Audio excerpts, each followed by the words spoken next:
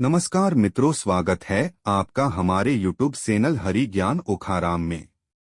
मित्रों और भाइयों बहनों माताओं, अगर आप वीडियो पर नए हैं तो लाइक सब्सक्राइब जरूर कर लीजिएगा। तो आइए शुरू करते वीडियो। कौन थे माता सीता के भाई? पौराणिक कथा के अनुसार जब माता सीता और श्री राम का विवाह तय हुआ था, तब विवाह के समय ब्रह्मर्षि वशिष्ठ एवं राजर्षि विश्वामित्र उपस्थित थे। यहाँ तक कि श्री राम और मात सीता का विवाह देखने स्वयं ब्रह्मा एवं रुद्र ब्राह्मणों के वेश में आए थे। दूसरी ओर सभी देवी और देवता भी विभिन्न वेश में विवाह के दौरान विवाह का मंत्रोच्चार चल रहा था। और उसी बीच कन्या के भाई द्वारा की जाने वाली रस्म की बारी आई।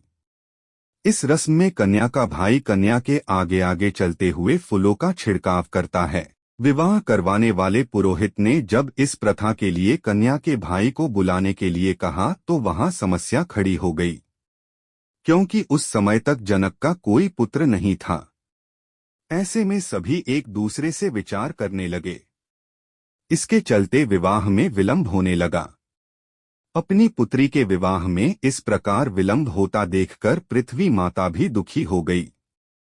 तभी विवाह के समारोह के बीच एक रक्तवर्ण का युवक उठा और इस रस्म को पूरा करने के लिए आकर खड़ा हो गया। उस युवक ने राजा जनक से माता सीता के भाई द्वारा की जाने वाली रस्म निभाने का आग्रह किया।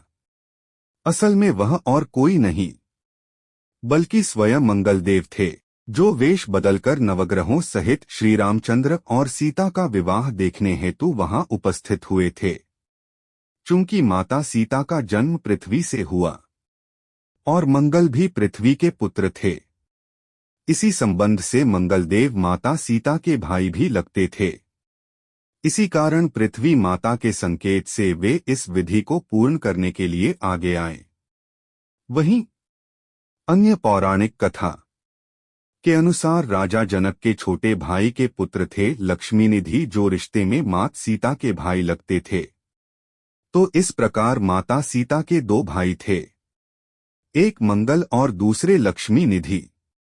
हालांकि मंगल ग्रह के माता सीता के भाई होने पर सनातनियों द्वारा पुष्टि की गई है, लेकिन लक्ष्मीनिधि नामक भाई के बारे में कोई खास प्रमाण नहीं मिलता है। तो ये थे माता सीता के वो दो भाई जिनका जिक्र रामायण में साक्षात रूप से नहीं मिलता है।